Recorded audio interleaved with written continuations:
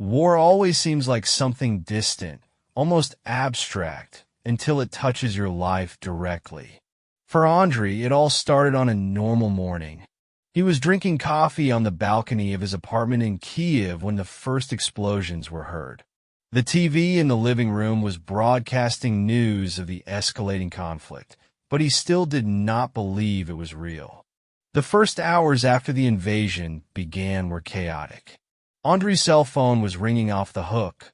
Friends, relatives, and acquaintances were all trying to figure out what to do next. Some were looking for shelter. Others were in a hurry to leave the city. Andriy felt panicked but tried to stay focused. His parents, who lived in a village not far from Kiev, urged him to come to them.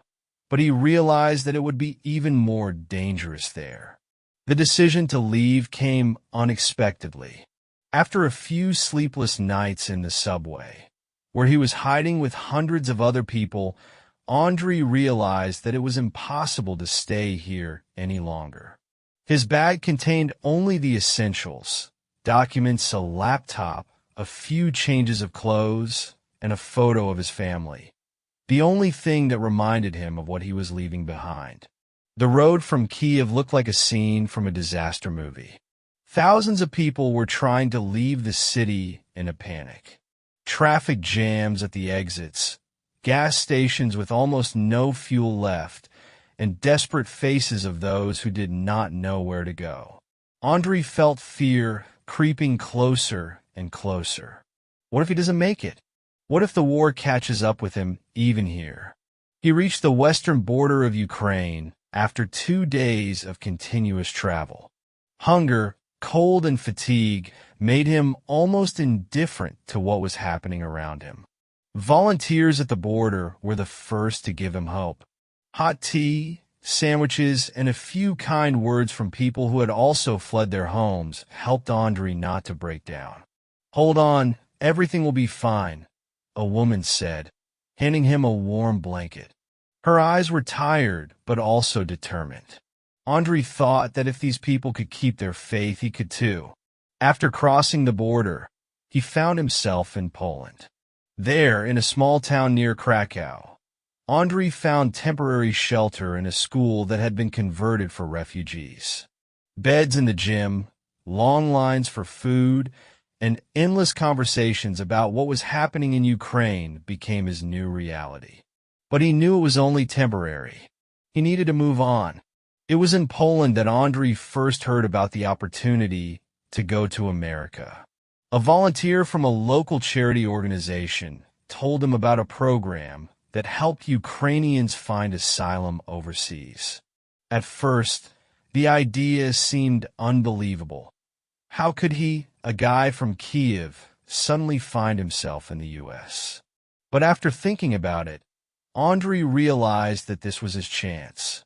The paperwork process was long and tedious. Andriy spent several weeks filling out forms, going through interviews, and waiting for a response. All the while, he tried not to think about what he had left behind. But every night, lying on a makeshift bed in the gym, his thoughts returned to Kiev. He remembered the comfort of his apartment, his walks along Kreshchatik, the smell of freshly brewed coffee in his favorite coffee shop. He missed it all. When the news came that his application had been approved, Andriy felt both relieved and anxious. Relief because now he had a plan, a goal. Anxiety because America was a completely unfamiliar land for him. He didn't even know how things worked there. The road to the United States was difficult. First a plane to Warsaw, then another flight to New York. When Andriy first saw the lights of the big city from the air, he felt mixed emotions: delight, fear, and sadness. This new world seemed so big and incomprehensible that Andriy felt even more alone. In New York, he was met by volunteers who helped him get to his temporary residence. But Andriy knew that this was only the beginning of his journey. He had to find a permanent home, a job, and understand how this new society worked. He felt like a tiny particle in a vast ocean. It was then that Andriy learned about the Clark family. Volunteers offered him an option to move to a small town in Oregon, where the Clark family was ready to take him in. Andriy did not know what to expect. He worried whether he would be able to find a common language with these people, whether they would understand his pain and fears. But he had no choice. He agreed to go. By the time he left for Oregon, Andriy was exhausted. Constant traveling, bureaucratic difficulties, and worries about his family's fate had taken their toll on him. But he still had hope. Hope that there would be a place across the ocean where he could feel safe again. When the plane touched down in Portland, Andriy was relieved. He was met by a representative of a local organization who explained that the Clark family was already waiting for him. After an hour of traveling by car, Andriy finally saw their home, a small but cozy house among dense green trees. This place seemed like the perfect opposite of the chaos he had left behind. It was a new beginning. Andriy didn't know what was coming next, but even then he realized that there were people in this world who were ready to help. And this gave him the strength to keep fighting. When Andriy first crossed the threshold of the Clark family home, he could not believe he was there. He was greeted by smiling faces, Mr. and Mrs. Clark and their children, Sarah and Jake. Everything was so friendly and warm that Andriy felt the burden of the last few months recede at least a little. The Clark home was decorated with love. There were photos of the family on the walls, shelves lined with books, and the kitchen always smelled of fresh baked goods. Andriy spent the first evening at the big dinner table, where everyone shared stories. Mrs. Clark cooked borscht for him, especially according to a recipe found on the internet. Although the taste was a bit unusual, this gesture melted Andriy's heart. Andriy was amazed at how supportive Americans are. The Clark family didn't just give him a room. They did everything they could to make him feel like a part of their family. Mr. Clark, a tall man with kind eyes, loved to talk about his life. He worked as a teacher at a local school and invited Andriy to come to his classes to understand how the American education system worked. Mrs. Clark was a volunteer and actively helped Ukrainian refugees in the community. Andriy was especially impressed by the children. Sarah, a 12-year-old girl with a creative imagination, painted pictures and once gave him a portrait of a Ukrainian flag. "This is for you so you don't forget where you come from," she said, handing him the picture. Jake, her older brother, invited Andriy to a baseball game, patiently explaining the rules of the game. It was a new and strange world for Andrew, but at the same time he felt welcome. The Clark's neighbors did not stand aside either. One of them, an elderly farmer named Henry, offered Andriy a job in his field. "It will help you get used to the local life," he said.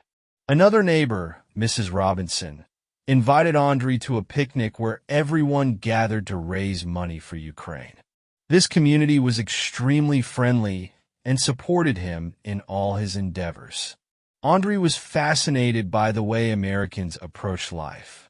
They knew how to find joy in simple things. Family dinners, walks in nature, meeting friends. They didn't just work, they appreciated every moment. Mr. Clark often said, "Andriy, life can be difficult, but that's no reason to stop looking for something good." Most of all, Andriy was grateful for the feeling of security. He was no longer afraid of every sound, as he was at home. In the evenings, sitting on the veranda with a cup of hot tea, he could relax and enjoy the silence.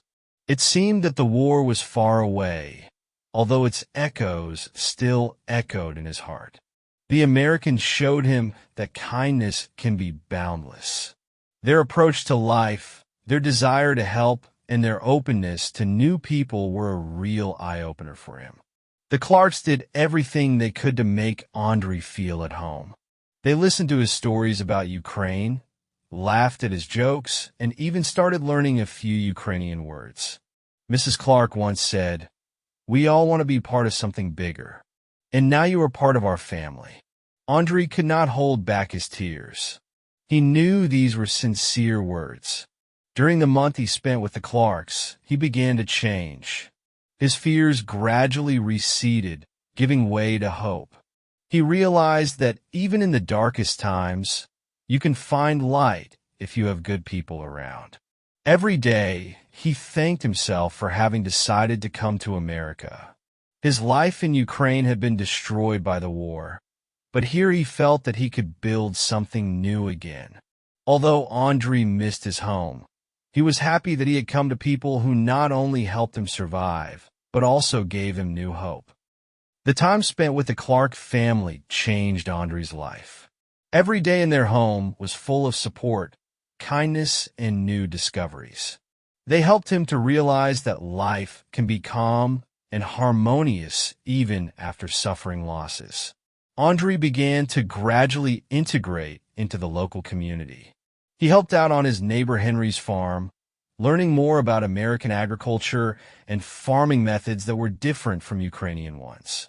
Volunteering with local organizations also became an important aspect of his new life.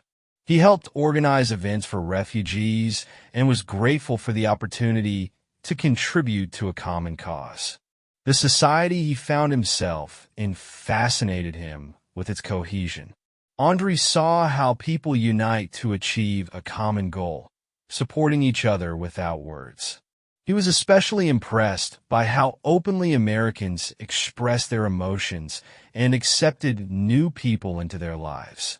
They saw everyone not as a problem, but as an opportunity for joint development. The Clark family continued to surround Andriy with care. They involved him in family traditions, such as Sunday hikes in the woods or cozy evenings with board games. He felt like a part of their family, which gave him a long-awaited peace of mind.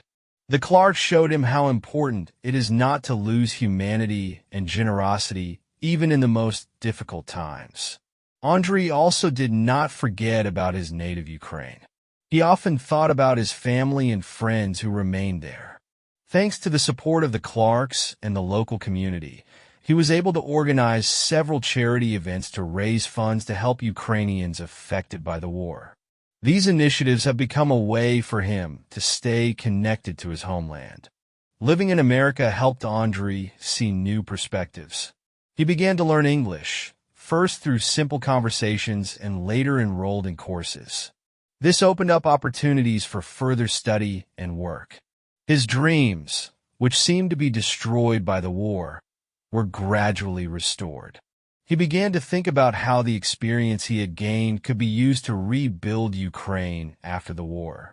The calm and orderly rhythm of life in the American town allowed Andriy to recover psychologically. He no longer woke up at night to noise reminiscent of explosions and learned to trust people again. The Clarks and their neighbors helped him realize that even in a foreign country, you can find a place that feels like home. Despite this, Andriy did not lose touch with his identity. He often told locals about Ukraine, its culture, history, and people. It was his way of sharing a piece of his homeland with those who had helped him so generously. He felt that in this way, he was giving back some of the kindness he had received. After a few months of living in America, Andriy realized that his journey was just beginning. He had dreamed of returning to Ukraine when the war ended, but now he knew he had a second home where he would always be welcomed with open arms. This experience strengthened his faith in human kindness and showed him that even in the darkest of times, light can be found.